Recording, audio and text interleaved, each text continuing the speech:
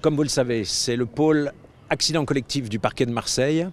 La loi est entrée en vigueur le 1er janvier 2015, qui s'occupe de ce dossier, qui a diligenté une enquête du chef d'homicide involontaire.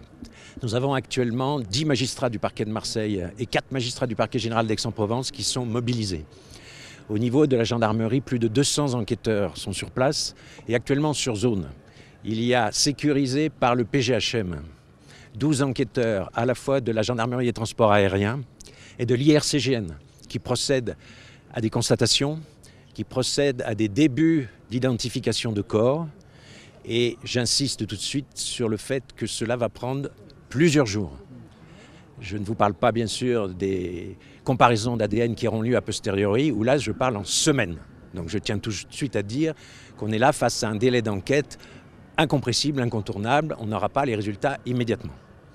La deuxième chose que je souhaite vous dire, c'est qu'il y a une entraide judiciaire importante. Dès aujourd'hui, 2 demandes sont faites via Eurojust aux magistrats de liaison et aux autorités judiciaires espagnoles et allemandes pour obtenir un certain nombre de renseignements concernant notamment les conditions dans lesquelles cet avion a volé, les conditions de sa maintenance, les conditions d'embarquement des passagers et du matériel éventuel qui était à bord de cet avion.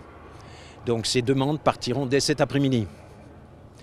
Ensuite, il faut savoir qu'il y a, comme l'a dit Madame le Préfet, une forte mobilisation des associations d'aide aux victimes qui seront prêts à accompagner ces familles. Nous sommes tous là, bien sûr, dans la compassion. Et je présente mes plus sincères condoléances à l'ensemble des familles des victimes de cet accident, de cette tragédie.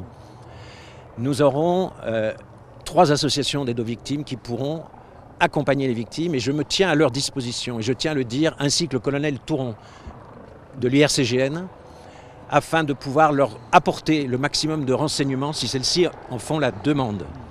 Dès cet après-midi, nous nous tiendrons à leur disposition pour les renseigner, car c'est un cheminement un peu pénible, un peu compliqué, qu'ils vont devoir réaliser dans les jours et les semaines à venir. Monsieur Procureur, la priorité sur le terrain, c'est une enquête sur les causes de la catastrophe ou c'est d'identifier éventuellement les victimes? Les deux sont prioritaires, mais l'identification est indispensable et on doit commencer par cela, bien évidemment, car on le doit aux familles des victimes.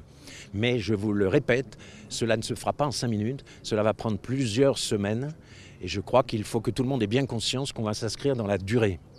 Pour les causes de l'accident, puisque c'est ça aussi le sens de votre question, les causes de l'accident, pour l'instant, elles sont totalement indéterminées. Mais la boîte noire, la première qui a été découverte, est actuellement au BEA, au Bureau Enquête Accident à Paris.